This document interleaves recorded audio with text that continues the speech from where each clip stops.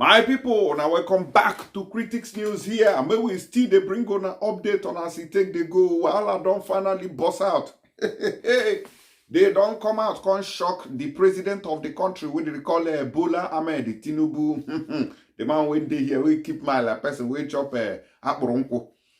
They say this Biafra when they don't follow the former president of the country, what they call Muhammad Buhari, say when he take the follow and the fight him, say you no go win am. Say this Biafra something, na spiritual something. We be say don't finally take shape. Even Professor Wole Soyinka, he don't come, he talk for the thing. Sheikh Husani, he still don't pull out inside the thing. He saw this gra. When the government of Nigeria they do so. When I say, we ask him, yes.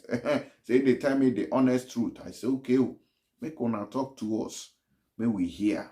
So now I come grant interview. Say make him follow there. They can explain what in they talk to us about. Make una don't forget to touch the share button. Make this video they spread like wildfire. Now listen to Wole Soyinka. When they ask him about Biafra, he say no even know say the thing will take time like this. Before he go begin to worry the country. Say as the whole Nnamdi Kanu inside DSS custody. Say they worsen their case on this matter of Biafra. Say they no say international community, they watch waiting they happen. Say it go shock them the day when they go take decision on this very matter. Now watch the video. Well, the first thing I have to say is this, that I said at the time, and this was what got me into serious trouble, because they felt that by making such statement, in fact, it was singled out. By making such a statement, I was trying to demoralize the federal side and actively promoting the Biafran cause. When I said and I wrote, I said, you cannot defeat Biafra. I said, and people thought I was merely talking of the, they took a very simplistic approach to understanding that. They thought I was talking about the battlefield, on the battlefield. Well, that was involved as well. Because when the people are determined, they are willing to sacrifice anything to preserve their identity. When they feel they are on a righteous cause, it's difficult to defeat them. Yes. If there's any, shall we say, military defeat, it's only temporary. The real issue remains unsolved. I mean, that's a lesson of history all over the world. Yes. The Nobel laureate, Professor Wole Soyinka, released a big statement yesterday. You can't defeat Biafra. He was referring to the federal government of Nigeria that the concept of Biafra is not defeatable. He made this statement during his interview with the Noble Nigeria YouTube channel. And he went on to say that the federal government don't have right keeping Nnamdi Kanu in custody because he was kidnapped from Kenya. We are going to deliberate into that and what it means to Nigerian government. But before we go into that, how many of you remember this senator who stood on the assembly floor of the Senate and said that his wife, as the appeal court president, that he uses his wife to do favor to his colleague when they lost election? Particularly my wife, whose freedom and independence I encroached upon while she was in office. And she has been very tolerant and accepted my encroachment and extended her help to my colleagues. Distinguished, please, I don't think this is a good idea going this direction. It's not a good idea. It's not a good idea, please. This is the video that so many people don't want to talk about. This is the video that even the federal government, the judiciary, the Nigerian Bar Association, nobody wants to discuss anything like this. You know why?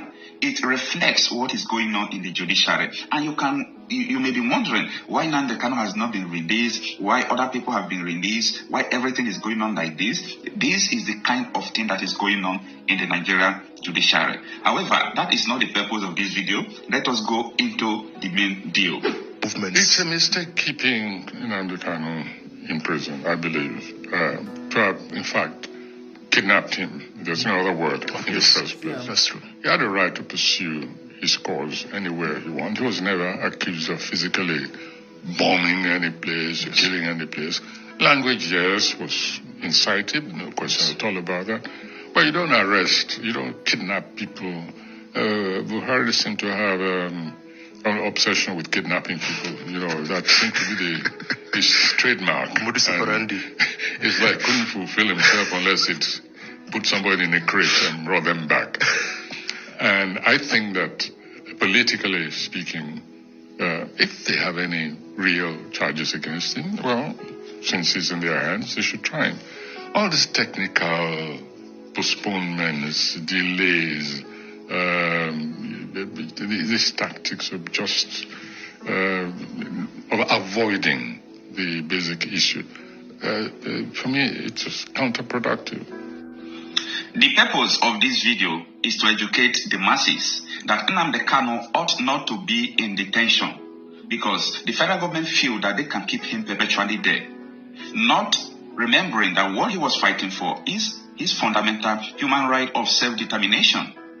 Please, I want you to support this YouTube channel, The Noble Nigeria. After this video, you can go and type it there and subscribe to his channel because I believe that Nigeria media houses are not doing enough when it comes to the issue of injustice in Nigeria. Because when one is attacked, when one's right is violated, everybody keeps quiet. The next time it could be you. So I believe that the media houses and the bloggers will step up their game in defending the masses. When I mean defending the masses, it's not all about defending illegality. It's all about standing on what Constitution says this is this and that is that, not turning things upside down. So take your time and watch to the end of this interview for the purpose of this video. Thank you. How would you describe the civil war that Nigeria went through 1966 to 1970? How would you describe it, Prof? A waste, a total waste, a gross, costly error. It was an avoidable war. It was an unjust war. And I said so at the time, as you probably know. And I was appalled by the fact that we went to war so easily. I should explain that I believe very much in the right of self-determination. Otherwise, what was independence all about? What's the entire struggle for liberation on the African continent all about? If it is not about the right of people to determine their own destiny. And to find us fighting a war to preserve the demarcations inflicted on us by foreign intruders was for me an act of abject mental enslavement. It was surrendering our will and the readiness to go to war and lose close to 2 million people to preserve something which was imposed on us by total aliens. It was for me a humiliating fact. It was worse than a crime against ourselves. It was a denial of who we were as creatures of reason, of volition, of self-determination. It made nonsense, in fact, of what I considered we were. So, and the consequences are still with us till today. I know you've met Chief Odumegwu Ojukwu when you met him when he was alive. Ojukwu, yes. Yes, the General Ojukwu. How would you describe him? Obviously, he's the one that led the Biafra war on the Biafra side of things. What kind of a person was he when he was alive? Your interaction with him? Yeah. A mixture. He was very conscious of his class. I mean, he belonged to he had an affluent father who was a business person. He was into the best schools for education. I can't recall whether he went to Oxford. I think he went to Oxford. And when he came back, we met as young people. He was older than I was, of course. And at the beginning, I didn't even like him at all. And that's before I went away. He was very class conscious, yes. Rich, wealthy. He drove a sports car. Me, I trundled along on my father's ancient rally bicycle. I remember very well. Yes. And we used to meet at the same area. We had mutual friends. Yes. But when he came back, and this happened to so many young people. You can have a very frivolous, uncaring youth, and an issue comes up, which, will affect you, and there's a transformation. And so he definitely had a sense, he felt a sense of mission. He became totally committed, to the Biafran cause. And he tried to rise to that occasion as fast and as determinedly as he could. I thought for somebody with that background and with those challenges, he didn't do too badly. He made some terrible decisions, I believe. He also had to accept responsibility for the entire scenario, going to war. After Aburi, there was a chance that the country could have moved a little bit more apart rather than stick with the kind of regimentation there. And all the leadership at that time, in fact, were culpable. But in my view, we on the federal side had a greater culpability. Yes. So, you talked of the decisions he made that were terrible, sir. When you compare that to people like Nnamdi Kanu today, Nnamdi Kanu trying to resurrect that Biafra spirit, what would you say, or what would your advice to people like Nnamdi Kanu, the Yoruba nation, those people that are agitating for a split from Nigeria? What would your advice or suggestion be to them from your experience? Well, the first thing I have to say is that I said at the time, and this was what got me into serious trouble, because they felt that by making such statement, in fact, it was singled out. By making such a statement, I was trying to demoralize the federal side and actively promoting the Biafran cause. When I said, and I wrote, I said, you cannot defeat Biafra. And people thought I was merely talking of they took a very simplistic approach to understanding that. They thought I was talking about the battlefield, on the battlefield. Well, that was involved as well. Because when the people are determined, they are willing to sacrifice anything to preserve their identity. When they feel they are on a righteous cause, it's difficult to defeat them. Yes. If there's any, shall we say, military defeat, it's only temporary. The real issue remains unsolved. That's a lesson of history all over the world. Yes. And so when I made that statement, I was saying the Biafra, that notion, that concept, and all that it involved, both antecedents and the present, and also, in fact, including the future, seeing what the people who are determined to go on their own, seeing what they could become. That is part and parcel of the cause. And when you have that kind of binding combination of different causes, it's very difficult to defeat them. And so Nnamdi Kanu represents that concept. He is one of the younger generation who inherited a burden of defeat, of resentment, and a determination, in their view, not to make the mistakes of even their predecessors. They have a new will, they have a new understanding of history.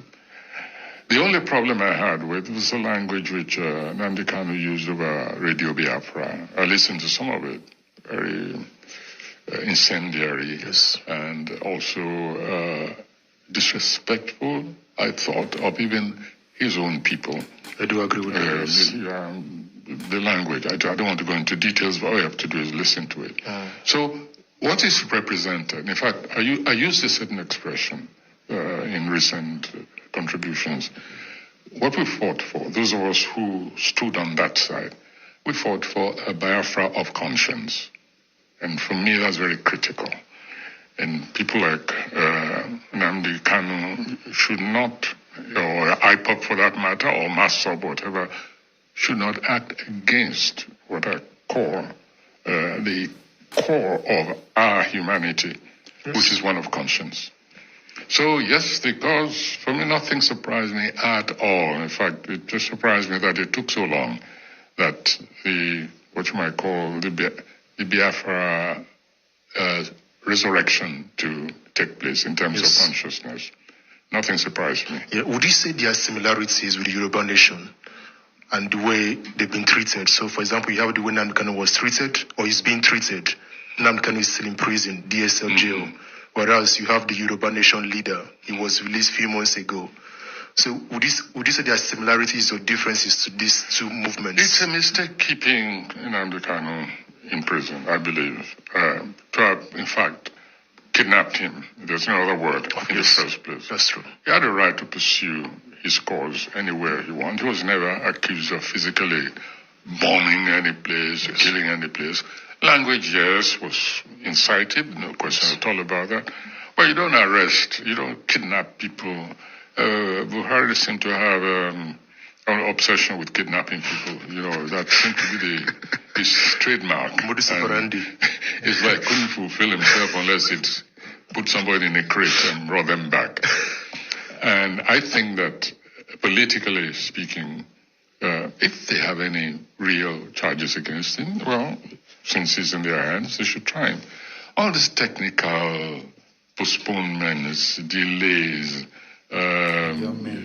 these tactics of just of avoiding the basic issue, for me, it's just counterproductive. All right, when I don't hear the whole story there, when I don't hear the full story of waiting this man get to talk concerning the detention of Nnamdi Kanu and the everyday adjournment as pass, we say me DSS, me they do obey law, me DSS, me they know they do this one. The same place where they oppress the man, Naim Bintan Yakos, they still they send the man, and you can say BSS allow him the access to his doctor and interrupted, and at the back they will still say don't allow him moon at the press neck. All these wayo things who na they do, you don't hear them. Wole Soyinka don't say all those rubbish nonsense that needs to stop. If you now want judge the matter, judge him once and for all, may we know where we did. If you now want give him bail, Muna give him. If you, since they don't discharge and acquitted him, Muna leave and make it go in Papa house. Responsible people don't they talk put for the matter, but the federal government, they no go here. I got be say Akwara we die here. And I go die there. Mad people everywhere. No, go another news. Make una share this message. Don't waste time.